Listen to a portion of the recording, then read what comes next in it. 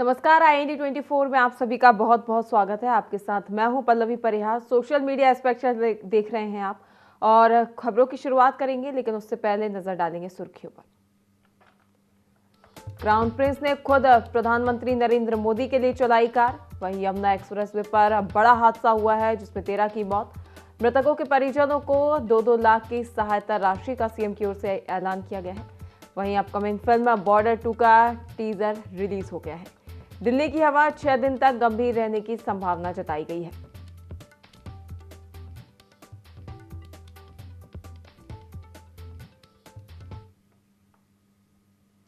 चलिए बढ़ेंगे खबरों की ओर, जहां प्रधानमंत्री नरेंद्र मोदी ने सोमवार को अपने 3 देशों के दौरे की शुरुआत करते हुए पहले पड़ाव के तौर पर जॉर्डन पहुंचे। उन्होंने यहां के नेतृत्व की आतंकवाद के खिलाफ लड़ाई को लेकर जमकर सराहना की। उन्होंने कहा कि जॉर्डन आतंकवाद, उग्रवाद और कट्टरपंथ के खिलाफ मजबूती से लड़ रहा है और इस सोच में वह भारत के साथ खड़ा है। प्रधानमंत्री नरेंद्र मोदी ने कहा कि हिंसक उग्रवाद के खिलाफ लड़ाई से जुड़े वैश्विक मंचों पर हमारी पहली मुलाकात हुई थी। तब भी आपकी बातों में साफ सोच और दृढ़ विश्वास दिखा था। आपके नेतृत्व में जॉर्डन लगातार आतंकवाद, उग्रवाद और कट्टरपंथ के खिलाफ मजबूत संदेश देता रहा है। अम्मान में प्रधानमंत्री मोदी ने जॉर्डन के किंग अब्दुल्ला द्वितीय बिन अल हुसैन के साथ प्रतिनिधिमंडल स्तर की बातचीत की। इस दौरान उन्होंने कहा कि भारत और जॉर्डन आतंकवाद के खिलाफ एक जैसी और स्पष्ट सोच रखते हैं। जॉर्डन के किंग अब्दुल्ला द्वितीय ने प्रधानमंत्री नरेंद्र मोदी का स्वागत करते हुए कहा कि जॉर्डन की जनता उनका दोबारा स्वागत करती है।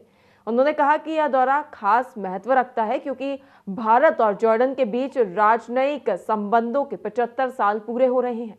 किंग अब्दुल्ला ने कहा कि प्रधानमंत्री नरेंद्र मोदी की ये यात्रा दोनों देशों के बीच दशकों पुरानी दोस्ती, आपसी सम्मान और मजबूत सहयोग को दर्शाती है। उन्होंने ये भी कहा कि भारत और जॉर्डन के बीच साझेदारी मजबूत हो और दोनों देश अपने लोगों की समृद्धि के लिए लगातार कार्य करते रहें।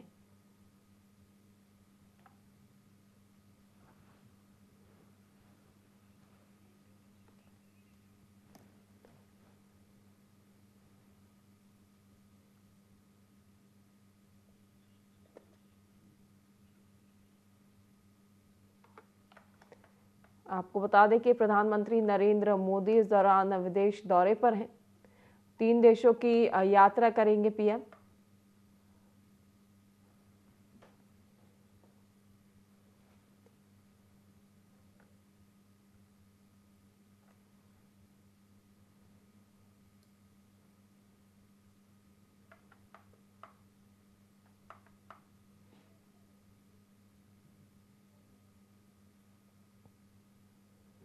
मैक्सिको में मंगलवार को इमरजेंसी लैंडिंग के दौरान एक प्राइवेट जेट दुर्घटनाग्रस्त हो गया। इस हादसे में 7 लोगों की मौत हो गई और 3 लापता बताए जा रहे हैं। हादसे का शिकार हुआ प्राइवेट प्लेन सोमवार को अकापुल्को से तोलुका एयरपोर्ट जा रहा था। इसी दौरान प्लेन में तकनीकी खराबी आ गई और इमरजेंसी लैंडिंग के दौरान सैन मातेओ एंटेको इलाके में एक फैक्ट्री से टकरा गया।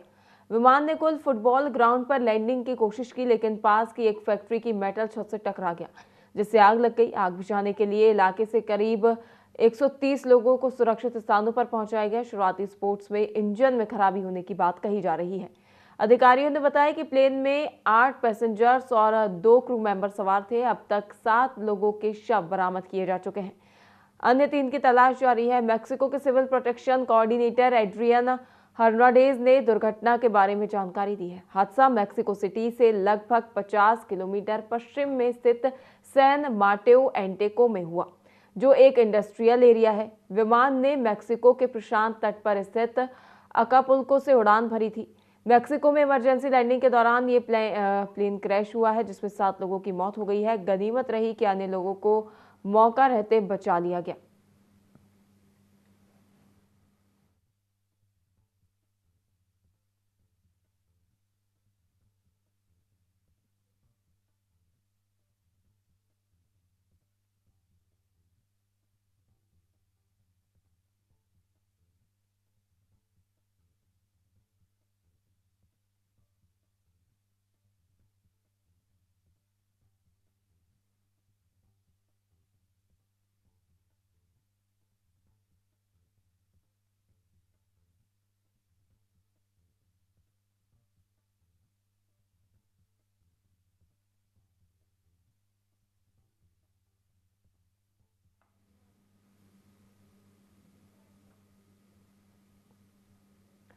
ब्राजील के रियो ग्रांडे डो सुल राज्य के गुआइबा शहर में रविवार को तेज तूफान के कारण स्टैच्यू ऑफ लिबर्टी की रेप्लिका गिर गई। ये रेप्लिका हावन रिटेल कंपनी की मेगा स्टार के बाहर स्थापित की गई थी। घटना का वीडियो सोशल मीडिया पर तेजी से वायरल हो रहा है। वीडियो में साफ देख सकते हैं कि करीब 90 किलोमीटर प्रति घंटे की रफ्तार से चल रही तेज हवाओं के चलते रेप्लिका पहले धीरे धीरे आगे की ओर झुकती है और फिर पूरी तरह खाली पार्किंग एरिया में जा गिरती है। राहत की बात यह रही कि रेप्लिका का 11 मीटर ऊंचा बेस मजबूती से अपनी जगह पर टिका रहा। घटना के वक्त आसपास मौजूद लोगों के तुरंत अपने वाहन वहां से हटा लिए, जिससे किसी तरह की जनहानि या चोट की कोई खबर नहीं है। पार्किंग स्थल खाली होने की वजह से बड़ा हादसा टल गया। गुआइबा के मेयर मार्सेलो मारानाटा ने सोशल मीडिया के जरिए घटना की पुष्टि की। उन्होंने बताया कि तेज हवाओं की वजह से प्रतिमा गिरी, लेकिन किसी को कोई नुकसान नहीं पहुंचा। साथ ही उन्होंने हावन के कर्मचारियों की तारीफ की, जिन्होंने तुरंत लोगों की मदद की और इलाके को सुरक्षित किया। हावन कंपनी ने अपने आधिकारिक बयान में कहा कि घटना के तुरंत बाद सभी सुरक्षा प्रोटोकॉल के तहत इलाके को सील कर दिया गया। लोगों की सुरक्षा हमारी प्राथमिकता है। कंपनी ने यह भी साफ किया कि प्रतिमा तकनीकी और इंजीनियरिंग मानकों के अनुरूप बनाई गई थी और अब घटना की आंतरिक जांच शुरू कर दी गई है। कुछ घंटों के भीतर मलबा हटाकर दुकान दोबारा खोल दी गई। बता दें कि ब्राजील के गुआइबा शहर में मौजूद यह मूर्ति असली विश्व प्रसिद्ध स्टैच्यू ऑफ लिबर्टी नहीं है, बल्कि उसकी एक छोटी प्रकृति है। असली स्टैच्यू ऑफ लिबर्टी की मूर्ति न्यूयॉर्क हार्बर में स्थित है। ये 24 मीटर ऊंची प्राकृतिक प्रतिकृति शहर के एक मेगास्टार के बाहर लगी हुई थी। आपको बता दें कि रविवार दोपहर यहाँ भयंकर आंधी आई थी और इस दौरान 90 किलोमीटर प्रति घंटे की रफ्तार से यहाँ हवाएं चली। इन हवाओं के चलते तेज आंधी उठने लगी और इस दौरान ये मूर्ति भी टूटकर गिर गई। स्टैच्यू जिस समय गिरा उस दौरान सड़क पर काफी गाड़ियां चल रही थी, लेकिन गनीमत रही कि इस घटना में किसी व्यक्ति को कोई चोट नहीं आई। स्टैच्यू गिरने के बाद स्टोर के कर्मचारियों और अन्य लोगों ने तुरंत वहां खड़ी गाड़ियों को हटा दिया, जिससे संभावित नुकसान को टाला जा सके। जिस तूफान के चलते स्टैच्यू गिरा वह पोर्टो एलेग्रे महानगरीय क्षेत्र को प्रभावित करने वाला एक बड़ी मौसमी प्रणाली का हिस्सा था। इस तूफान के चलते आसपास के इलाके में बिजली गुल हो गई और मामूली बाढ़ भी देखने को मिली।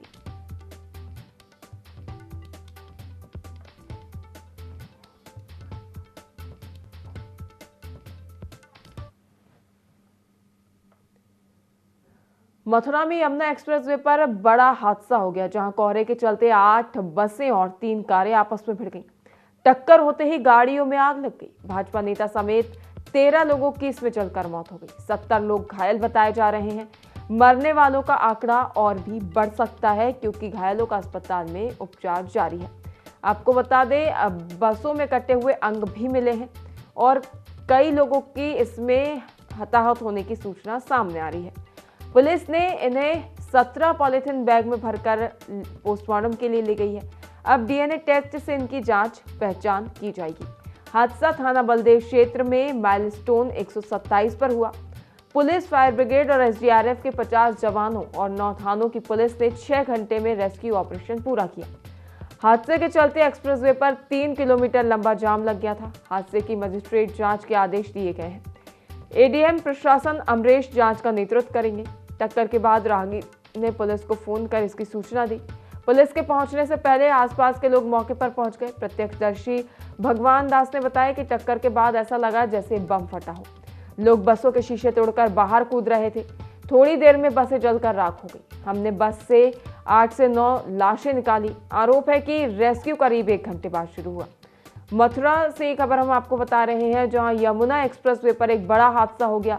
यह हादसा काफी भयावह है और सुनने वालों के भी होश उड़ गए हैं। आपको बता दें कि इस हादसे में कई लोग जिंदा जल गए हैं, जिनकी मौत हो गई है। 8 बसें और 3 कारों में जोरदार भिड़ंत हुई है। टक्कर इतनी जोरदार थी कि टक्कर होते ही वाहनों में आग लग गई और इसमें बस भी मौजूद थे और बसों में सवारियां भी बैठी हुई थी। टक्कर होते ही गाड़ियों में भीषण आग लगी और इसमें भाजपा नेता समेत 13 लोगों की जलकर मौत हो गई है। 70 लोग इसमें घायल बताए जा रहे हैं।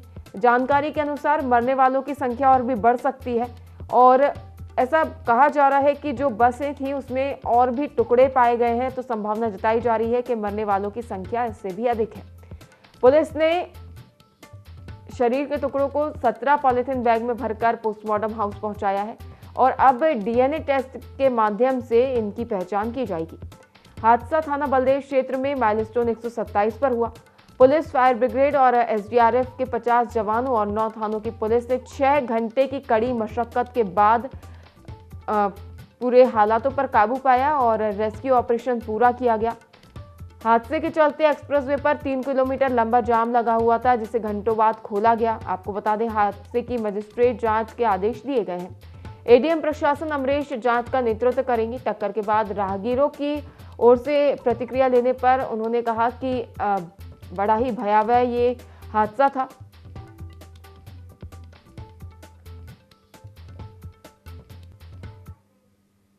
मुख्यमंत्री योगी आदित्यनाथ ने मथुरा में हुए सड़क हादसे पर गहरा शोक व्यक्त किया है। आपको बता दें कि मथुरा में एक सड़क हादसा हुआ है, काफी भयावह, जिसको लेकर मुख्यमंत्री योगी आदित्यनाथ ने इस पर शोक व्यक्त किया है। उन्होंने ट्वीट कर सहायता राशि का भी ऐलान किया है। मुख्यमंत्री योगी आदित्यनाथ ने मथुरा में हुए सड़क हादसे पर गहरा शोक व्यक्त किया है। उन्होंने दिवंगतों के परिजनों के प्रति संवेदना जताते हुए अधिकारियों को घायलों को तुरंत समुचित और निःशुल्क उपचार सुनिश्चित करने के भी आवश्यक दिशा निर्देश दिए हैं। मुख्यमंत्री ने हादसे में मृतकों के परिजनों को 2-2 लाख रुपए और घायलों को 50-50 हजार रुपए की आर्थिक सहायता देने का भी आदेश दिया है।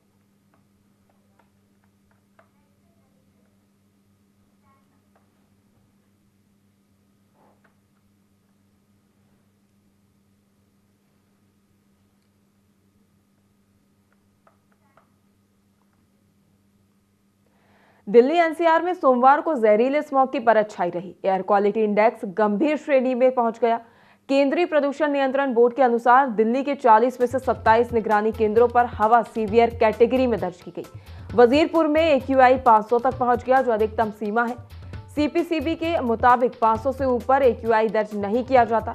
घनी धुंध के कारण दिल्ली के इंदिरा गांधी इंटरनेशनल एयरपोर्ट पर फ्लाइट ऑपरेशन प्रभावित रहा। सोमवार को दिल्ली एयरपोर्ट से कई एयरलाइंस ने 228 फ्लाइट्स कैंसिल कर दी और 5 को दूसरे एयरपोर्ट पर डाइवर्ट कर दिया गया। 250 देरी से चली। प्रदूषण की गंभीरता को देखते हुए राज्य सरकार ने 5वीं तक के स्कूल ऑनलाइन और 11वीं तक के स्कूल हाइब्रिड मोशन पर डाल दिए हैं।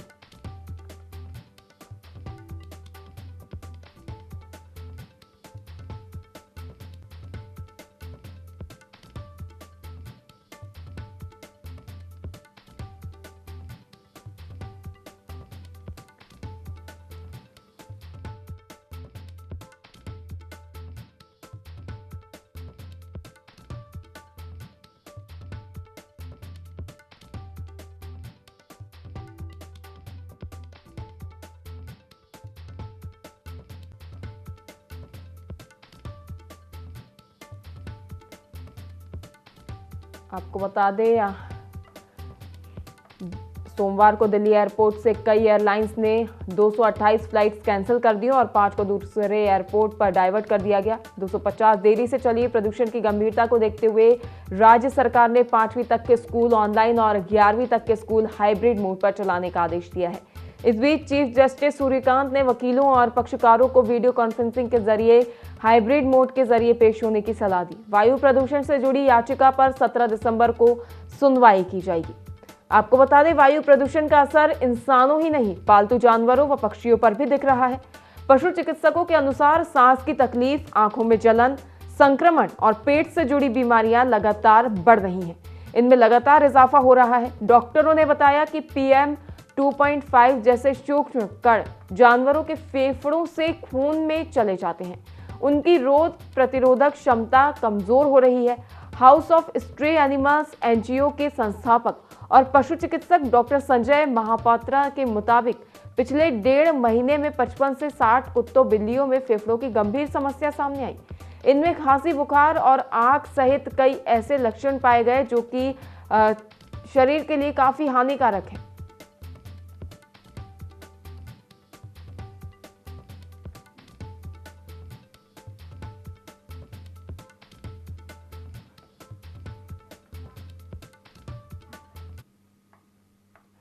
सरकार ने विपक्ष के तीखे विरोध के बीच आज लोकसभा में विकसित भारत जी राम जी विधेयक 2025 पेश किया।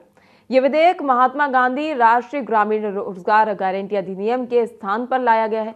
नए कानून का नाम विकसित भारत गारंटी फॉर रोजगार एंड आजीविका मिशन बिल 2025 होगा। ग्रामीण विकास मंत्री शिवराज सिंह चौहान ने विपक्षी सदस्यों के हंगामे के बीच ये विधेयक पेश करने का प्रस्ताव रखा, जिसे सदन ने ध्वनिमति से मंजूरी दी। विपक्षी सदस्यों ने विधेयक का विरोध करते हुए कहा कि राष्ट्रपिता महात्मा गांधी का नाम हटाया जाना उनका अपमान है।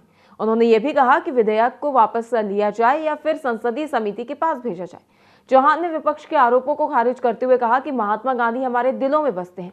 उनका कहना था कि मोदी सरकार महात्मा गांधी और पंडित दीनदयाल उपाध्याय के विचारों पर आधारित कई योजनाएं चला रही है। उन्होंने सवाल किया कि कांग्रेस की सरकार ने भी जवाहर रोजगार योजना का नाम बदला था, तो क्या पंडित जवाहरलाल नेहरू का ये अपमान था? दिल्ली में विकसित भारत जी राम जी बिल पेश किया गया है। आपको बता दें कि लोकसभा में ये पेश किया गया है और इस दौरान प्रियंका गांधी ने मोर्चा संभाला है। मनरेगा स्कीम की जगह ये बिल लेगा।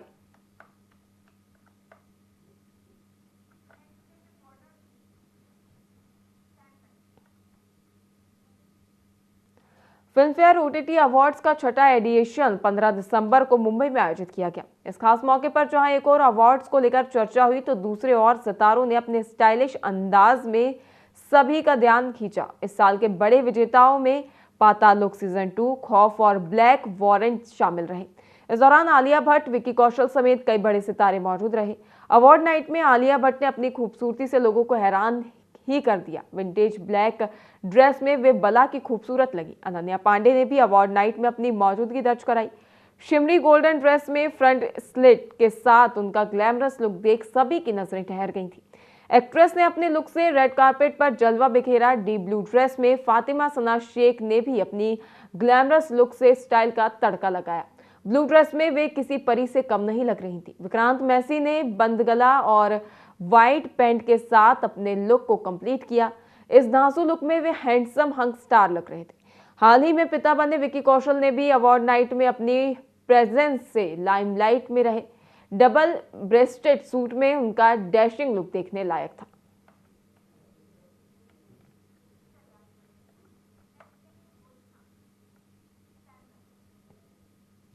अंतर्राष्ट्रीय वेटलिफ्टर और छत्तीसगढ़ पुलिस में डीएसपी पद पर कार्यरत रुस्तम सारंग ने खेल जगत से संन्यास लेने की घोषणा कर दी। उन्होंने ये घोषणा सोशल मीडिया पोस्ट के माध्यम से की, जिसमें राज्य और समाज से उपेक्षा की पीड़ा साफ झलकती है। रुस्तम सारंग ने अपने पोस्ट में लिखा कि आज से अभी से खेल प्रशिक्षण और खेल की सभी गतिविधियों से मैं संन्यास की घोषणा करता हूं। भविष्य में मैं किसी भी प्रकार के खेल प्रशिक्षण और खेल गतिविधियों में सम्मिलित नहीं रहूंगा। कुछ दिनों से लगातार महसूस कर रहा हूं कि मेरे 24 वर्षों के खेल अनुभव की अब राज्य या समाज को कोई जरूरत नहीं है। इसलिए मैं खेल प्रशिक्षण, खिलाड़ियों और खेल गतिविधियों से संन्यास की घोषणा करता हूं। उनकी भावुक पोस्ट सामने आने के बाद खेल जगत में चर्चा का विषय बन गई है। खेल प्रेमियों और खिलाड़ियों के बीच ये सवाल उठ रहा है कि एक अंतर्राष्ट्रीय स्तर के खिलाड़ी को आखिर संन्यास लेने के लिए क्यों मजबूर होना पड़ा। आपको बता दें कि उन्होंने कई उपलब्धियां हासिल की हैं। शहीद कौशल यादव खेल पुरस्कार उन्होंने जीता है और छत्तीसगढ़ के सर्वोच्च खेल अलंकरणों से वे सम्मानित हैं। शहीद राजीव पांडे खेल पुरस्कार उन्हें 2007 और 8 में मिला है और इसके साथ ही और भी पदक, स्वर्ण पदक उन्होंने जीते हैं। वहीं गुंडाधुर सम्मान से भी उन्हें नवाजा गया है। 2009 और 2010 में उन्हें गुंडाधुर सम्मान से नवाजा गया था। शहीद कौशल यादव खेल पुरस्कार से उन्हें नवाजा गया है 2006-2007 में।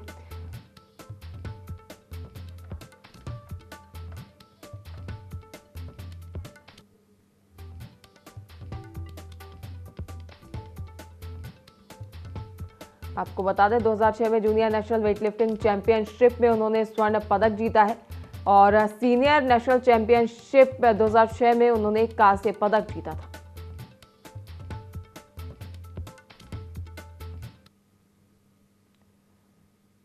राजधानी भोपाल के दर्शकों ने पेश की अच्छी मिसाल, जहां फिल्म धुरंधर के टॉकीज शो के दौरान हुआ जमकर हंगामा।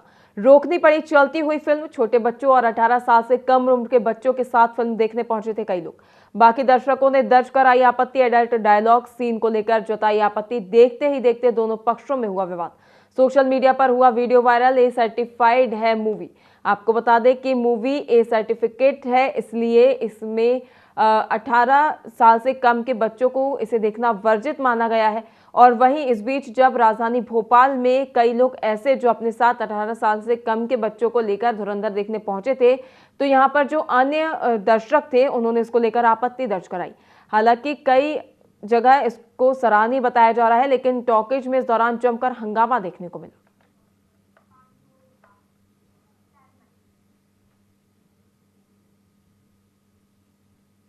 खबर अशोकनगर से है, जहां गर्म पानी करने वाली रॉड फटी है। घर में लगी आग, सामान जलकर पूरी तरह राख। डायल 112 और दमकल की टीम मौके पर पहुंची। कड़ी मशक्कत के बाद आग पर काबू पाया गया। कोतवाली थाना क्षेत्र के मोती मोहल्ला का ये पूरा मामला बताया जा रहा है, जहां पर यह घटना घटित हुई है। आपको बता दें, खबर अशोकनगर से सामने आ रही है, जहां गर्म पानी करने वाली रॉड फट गई और घर में अचानक भीषण आग लग गई। इस दौरान आग लगने से घर का सामान जलकर पूरी तरह राख हो गया। इसके बाद स्थानीय लोगों ने इसकी सूचना तुरंत पुलिस को दी। डायल 112 और दमकल की टीम तुरंत मौके पर पहुंची। घंटों की कड़ी मशक्कत के बाद आग पर काबू पाया गया। कोतवाली थाना क्षेत्र के मोती मोहल्ले का ये पूरा मामला बताया जा रहा है।